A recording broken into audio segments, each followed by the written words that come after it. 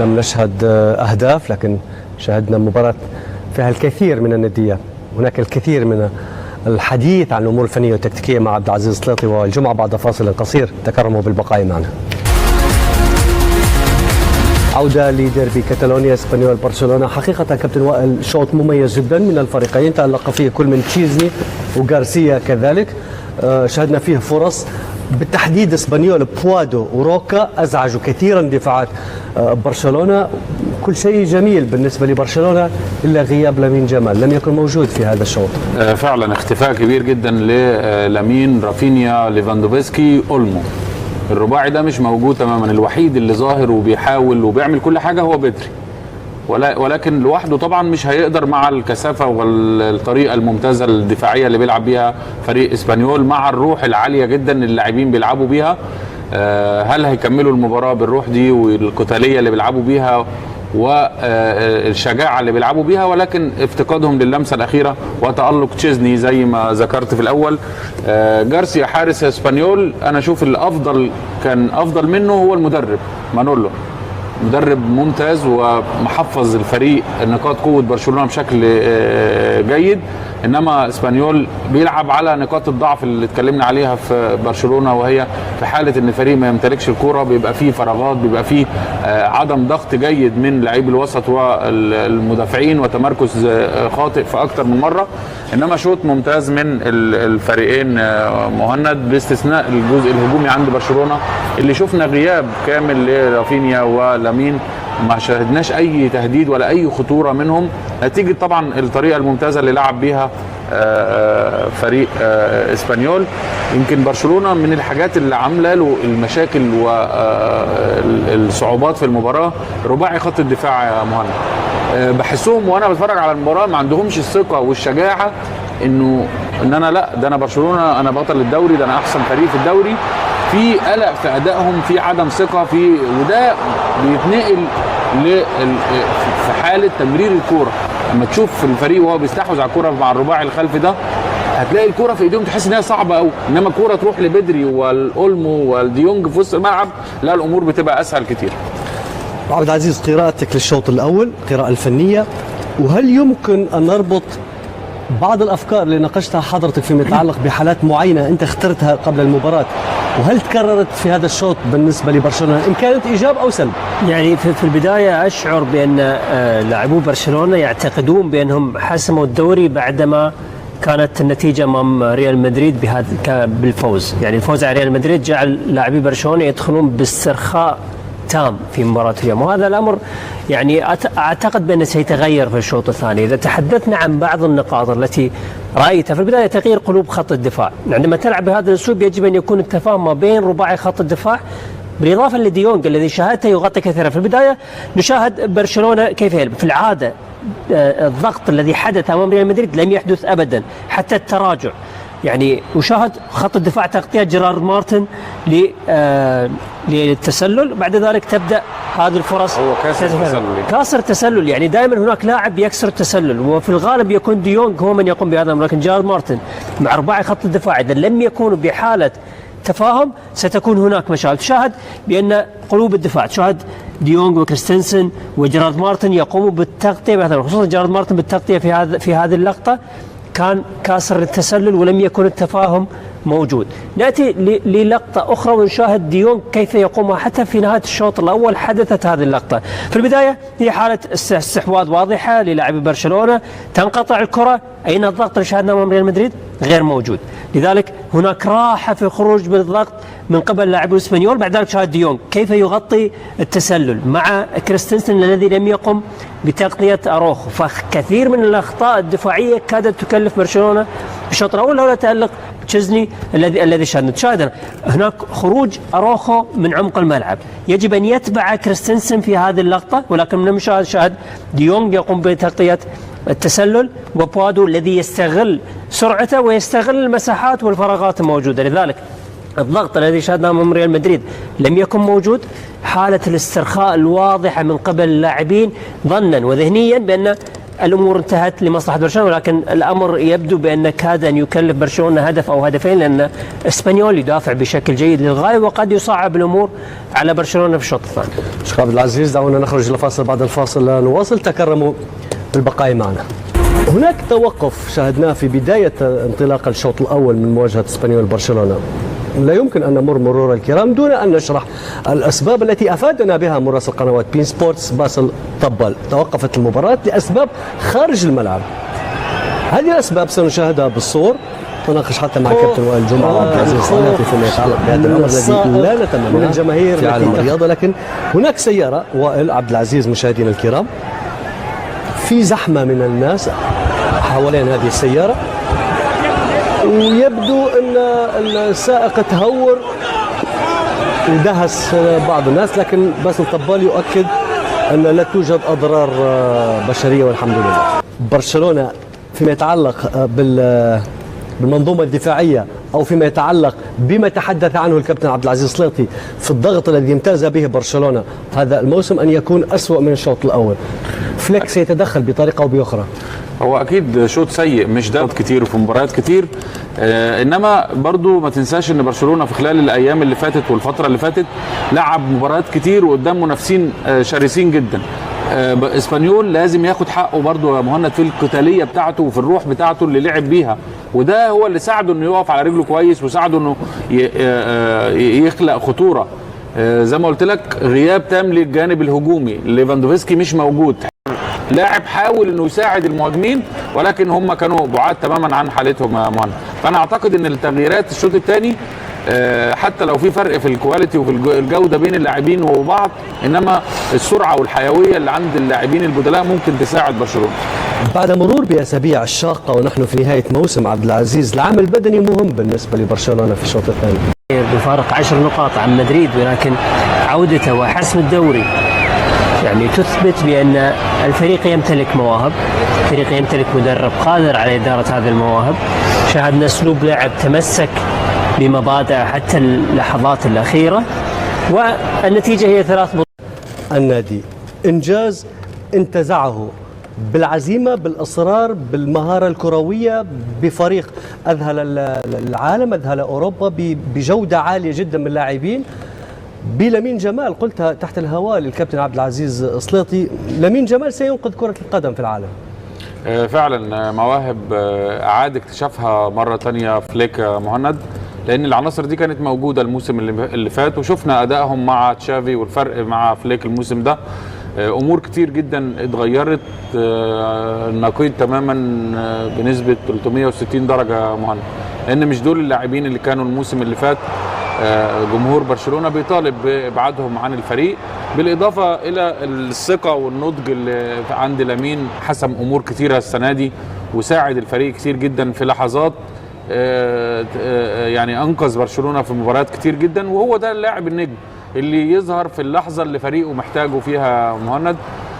شفنا التحول الكبير اللي أضافه فليك للفريق كمنظومة وفريق قوي جدا متماسك، برغم ان كان عنده بعض الصعوبات الموسم ده، الا ان ما حسناش ان هو عنده صعوبات. وده الفرق بين مدرب ومدرب اخر وقائد عارف انه يقود المنظومه دي بعناصر. طبعا لان كلنا نفتكر الصعوبات اللي كانت عند برشلونه، صعوبات ماليه في التعاقدات، ديون اللي كانت على الفريق، صعوبه استقدام لاعبين، الإصابة اللي حصلت لتير شتيجن في بداية الموسم، إصابات في الدفاع، عناصر كانت زي ما قلت لك أهمها كان رافينيا. شوف التحول اللي حصل لرافينيا، كل ده بصمة مدرب، وما فيش حد أبدا ينكر اللي عمله فليك، واللي ينكر المجهود فليك ودوره مع الفريق يبقى يعني لا يفقه شيء في كرة القدم.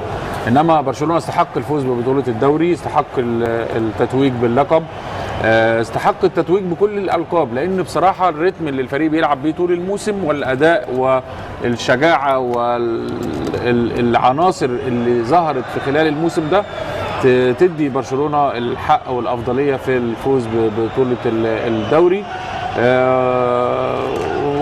ويعني لقب مستحق زي ما بقول لك للمجموعه دي واللاعبين الشباب وللمدرب وللجهاز اللي وثق في اللاعبين دول وقدموا مباريات بصراحه على مدار الموسم ممتازه. بطبيعة الحال سنتحدث كثيرا عن هذا التتويج، سيكون أيضا هناك تقرير خلال هذه التغطية بالنسبة لبرشلونة فيما يتعلق بهذا الموسم، بأرقام هذا الموسم بهذه المجموعة التي نالت استحسان عشاق كرة القدم بمختلف انتماءاتهم. تحدث كابتن وائل عن نقاط مهمة فيما يتعلق بالمشاكل التي مر بها برشلونة، المالية منها وكذلك الفنية والتكتيكية فيما يتعلق بالغيابات وبالإصابات.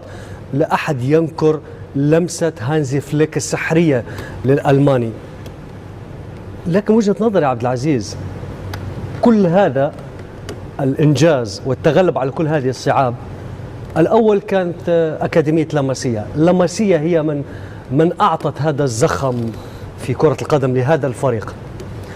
بكل تأكيد.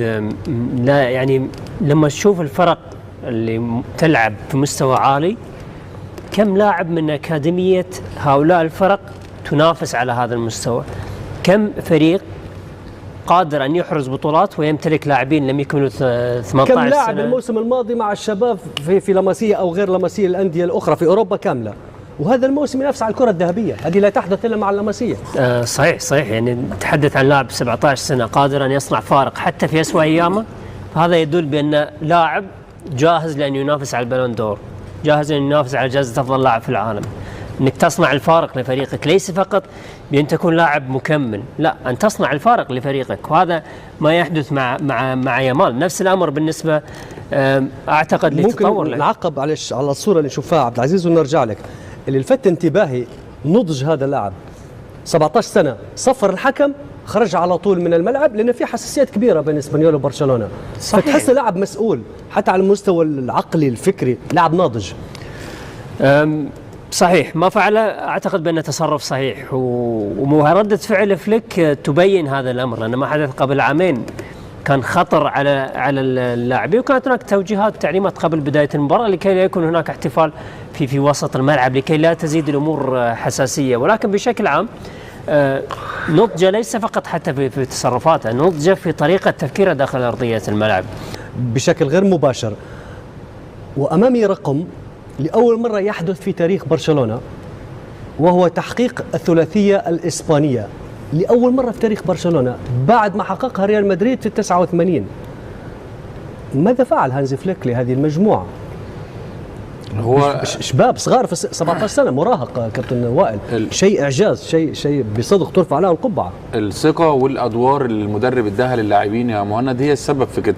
اتكلمنا قبل المباراة على الشق الهجومي اللي بيشتغل فيه فليك واللاعبين. عبد العزيز اتكلم على نقطة اللي محتاجه برشلونة الموسم اللي جاي كإضافات. أنا أشوف إن أهم إضافة محتاجها برشلونة هو راس حربة. أنت برشلونة في مباريات كتير يا مهند، ومنها مباراة النهاردة بيلعب من غير راس حربة. الكمال كله والجمال كله وأفضل حاجة بتتقدم في كرة القدم السنة دي قدمها رافينيا وقدمها لامين. ليفاندوفسكي اختفى في مباريات كتير جدا، وكان بيسجل بمجهود الاثنين دول يا مهند، لان هم مع بدري مع اولمو في بعض المباريات ان دول اللي كانوا بيخلقوا له الفرص بشكل. انما في مباريات كتير جدا الفريق كان بيبقى محتاجه ومش موجود. فانا اشوف ان راس حربة مهم جدا لبرشلونة. انما فليك الشغل الفني والتدخلات اهم حاجه. خلي بالك كمان يا مهند، لان كام مره الموسم ده برشلونة يبقى متاخر في النتيجه ويرجع نتيجة تدخلات فليك ودوره والتوقيت اللي هو بيدفع بيه بالتغييرات وباللاعبين اللي يقلبوا النتيجة مرة تانية. فده من المهم ومن الحاجات الممتازة اللي اشتغل عليها فليك السنة دي. طيب دعنا وائل عبد العزيز سليطي مشاهدينا الكرام نشاهد سويا هذا التقرير للزميل ياسين بن منور يتحدث عن موسم برشلونة البطل رسميا للليغا الإسبانية هذا الموسم. فقط للتوضيح، مش أنا اللي طلبت، وكابتن وائل اللي طالب. يعني الكلام موجه للكل. يعني أنا نطرح الفكرة للنقاش، الوصف الفني لكما ولا لا كابتن وائل؟ لا مظبوط طبعا، كل واحد وليه وجهة نظر، وكل واحد شايف الموضوع بالحتة اللي يعني عبد العزيز ليه وجهة نظر وأنا ليه وجهة نظر، فده ما يتعارضش في أي حاجة يعني. طيب ما افرد وجهك. ما هو انا فارد وجهك. لا شوف مهند عايز توصل لايه بالظبط؟ عايز توصل لايه؟ لا هي النقطة عايز توصل لايه انت؟ النقطة اللي تتحدث عنها انك تحتاج الى مهاجم يقوم بادوار اكثر. طيب يعني اكثر من ليفاندوفسكي. انا اتفق بانه يحتاج الى هذه النوعية، ولكن أنت كإدارة برشلونة لديك ميزانية محدودة، ما تذهب لمهاجم أو مدافع آخر، هذه الأولوية. لو القرار عندي نروح لمدافع، نحب المدافعين أنا. وخليني معاك يا عبد العزيز، وجهة نظرك نحاول انت بتتفرج نرجع ابتسامة وائل جمعة، وشايف لأن حسيتها اختفت في الاستوديو. ليه يا عم؟ شوف الرقم هذا ليه؟ ممكن حيرجع لك ابتسامة. أنهي رقم ده؟ مين أكثر تتويج في إسبانيا؟ ما اعرفش الرقم، هو يفرق معانا في حاجة؟ ما يفرقش معايا في حاجة. ماشي يا وائل، أنا عندي 44 دوري. طيب مستقبل، أنا لا أريد أن على أقول فكرة مضمون. الرقم اللي في الإحصائية دي مزعلني أتلتيكو مدريد. ان النادي هو ده أتلتيكو مدريد يزعل حتى هذا ايوه الموسم. ما انا بقول لك النادي ده كان يستحق القاب اكتر من كده خلال الفتره اللي اشتغل فيها سيميوني، ولكن بيضيع. طيب ما يزعلكش بالتحديد هذا الموسم؟ شوف ترتيبها وشوف عدد نقاطها وشوف الرصيد البشري اللي عند سيميوني، وان هذا مستوى خلال هذا الموسم من المفروض هو افضل من برشلونه والريال. قبل بدايه الموسم لو برتب الثلاث فرق هحط اتلتيكو مدريد الاول. لحظه، اتلتيكو باو فاز اليوم، فاز ووصل للتشامبيونز ليج. الشامبيونز ليج لاول مره، صح، من كم اكثر من 10 سنوات، من الاربعه اللي تقريبا 2014 اخر مره لعب. يعني كم خلصت نتيجته اليوم امام ختافي؟ لعب ختافي 2-0. فاتلتيك بالباو يعود لدوري ابطال اوروبا بعد غياب تقريبا من موسم 2014. على اداء بالباو الموسم ده، فريق ممتاز ومع فالفيردي كمان بشخصيه مختلفه تماما، عامل موسم كويس جدا في الدوري، مباراته دايما كلها صعبه خاصه على برشلونه وعلى ريال مدريد. فكان يستحق انه يكمل في اقوى دفاع في الدوري. فريق محترم جدا جدا بصراحه، تستمتع وانت تتفرج عليه، بيلعبوا بروح وبيلعبوا بجماعيه وليهم شكل في الملعب.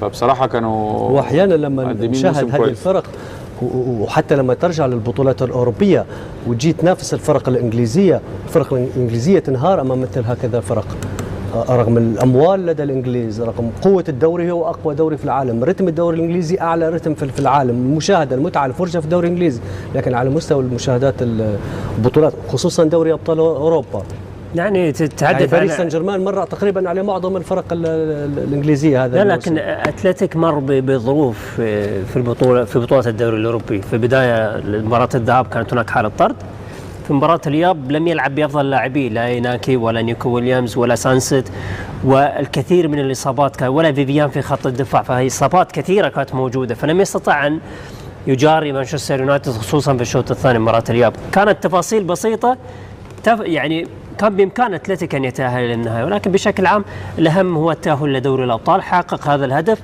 هدف يعتبر ممتاز. فالفيردي أقوى دفاع، يحتاج أيضا إلى المزيد لكي يطور مستوى فريقه، لأنه كمستوى دفاعيا أعتقد بأنه قام بعمل أكثر من ممتاز. موسم مقبل هل يكون موسم للفرق الإسبانية؟ هل برشلونة بهذه القيمة اللي كنت تتحدث عليها كابتن وائل، لو بعد تكون هناك بعض الإضافات بالنسبة للفريق، هل في فريق قادر أن ينافس برشلونة الموسم المقبل؟ هو طبعا دايما الصراع الأزلي برشلونة ريال مدريد وأتلتيكو، ما اعرفش هل هيكمل سيميوني، هيكون بنفس الظروف اللي لعب بها السنة دي. أنا أشوف إن هو جاب آخره خلاص سيميوني مع أتلتيكو مدريد، انما ريال مدريد هيبقى بشكل مختلف. طيب على كل المشاهدين الكرام، وصلنا لنهايه هذا الاستوديو، لم يبقى لي الا ان اشكركم كابتن عبد العزيز سلاطي، شكرا جزيلا لك. السلام عليكم ورحمة الله وبركاته، حياكم الله جميعا. مبروك لكل عشاق برشلونة، مبروك للجماهير برشلونة، مبروك لنادي برشلونة تحقيق لقب الدوري الاسباني على حساب اسبانيول. مباراة اليوم كانت مهمة، حسم فيها الليغا قبل جولتين من نهاية الدوري. إذن برشلونة بطل الليغا وبطل السوبر وبطل كأس الملك، ثلاثية حققها في هذا الموسم.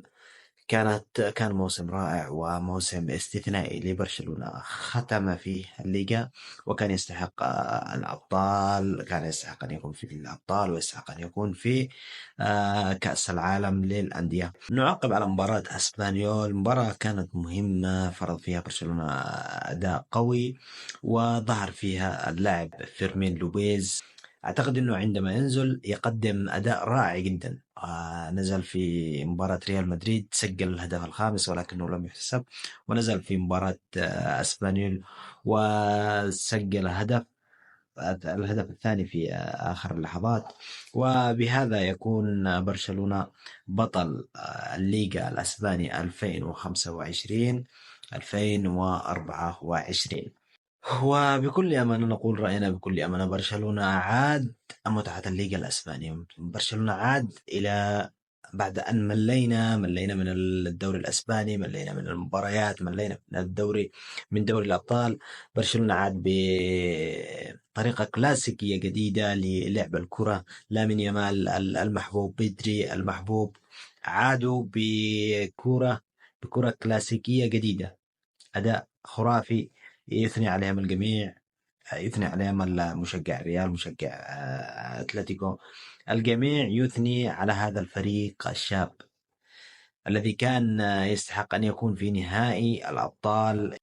ولكن نقول موسم استثنائي بعد سنة من بعد السنة التي خرج فيها برشلونة بدون أي لقب، وكانت عودة جميلة جدا جدا. أتمنى أن تكونوا قد استمتعتم في هذا التحليل، ونلقاكم إن شاء الله في تحليلات قادمة وفيديوهات قادمة. لا تنسوا الاشتراك في القناة وتفعيل زر الجرس عشان يصلكم التحليلات وأي جديد في القناة أول بأول. والسلام عليكم ورحمة الله وبركاته. دمتم بخير.